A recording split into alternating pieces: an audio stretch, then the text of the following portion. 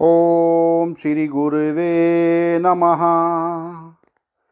ओम शांति शांति शांति। प्रणाम भगवान। भगवान योग वासिष्ठ महारामायण से निर्वाण प्रकरण पूर्वार्ध सर्ग नंबर 60 लेते हैं भगवान, जिसमें शीर्षक है परमात्मा की नित्य सत्ता, जगत की असत्ता एवं जीवन मुक्त अवस्था का निरूपण। सत्संग लेते हैं भगवान। श्री वशिष्ठ जी कहते हैं, रघुनंदन, जिससे यह संपूर्ण जगत उत्पन्न होता है, जिसमें संपूर्ण जगत स्थिर रहता है, जो संपूर्ण जगत स्वरूप है, जो सब और विद्यमान है और जो सर्व में है, उसी को नित्य परमात्मा समझो। वह परमात्मा अश्रद्धालु के लिए दूर होता हुआ भी श्रद्धालु के लिए समीप ही है। वह सर्वव्यापी होने से सब में स्थित है। वह वास्तव में ज्ञान और गेय से रहित सच्चिदानंद परम पद स्वरूप है।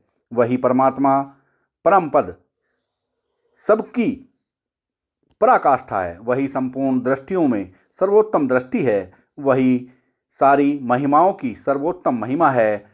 वह तथा वही गुरुओं का भी गुरु है। वही सबका आत्मा है और वही विज्ञान है। वही शून्य स्वरूप है। वही परब्रह्म है। वही परम कल्याण है। वही शांत और मंगलमय शिव है। वही परम विद्या है और वही परम स्थिति है। उस परमात्मा में यह जगत अविचार से ही सत्य सा प्रतीत होता है, किंतु वास्तव में विवेकपूर्ण विचार करने से असत है। आदि और अंत से रहित आकाश के समान व्यापक मैं ही परब्रह्म परमात्मा हूँ।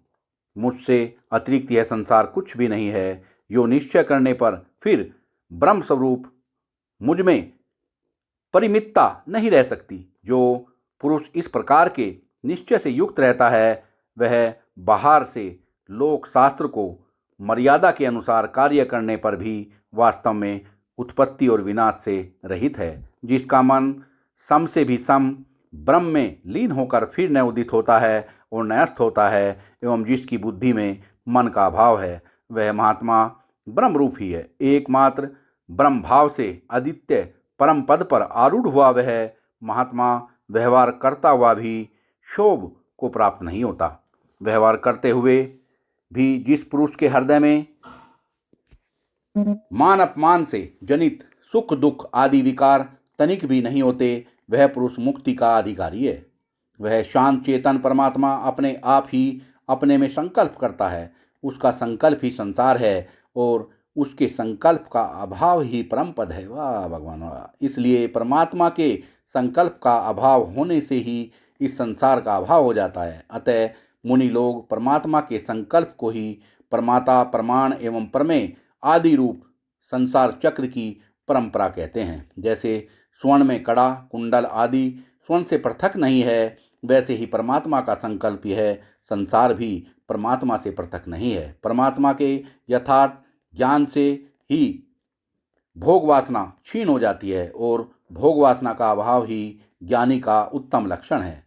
ज्ञान और वैराग्य के कारण तत्वज्ञ पुरुष को संसार के भोग स्वभाव से ही रुचिकर नहीं होते। यह संसार सर्वात्म स्वरूप परमात्मा ही है। इस प्रकार का जिसके हृदय में दृढ़ अनुभव है, वही जीवन मुक्त कहा गया है। किंतु यह जीवात्मा जब तक अज्ञान से आवृत रहता है, तब तक दृश्य विषय भोगों में स्थित हुआ संसार का संकल्प करता रहता है।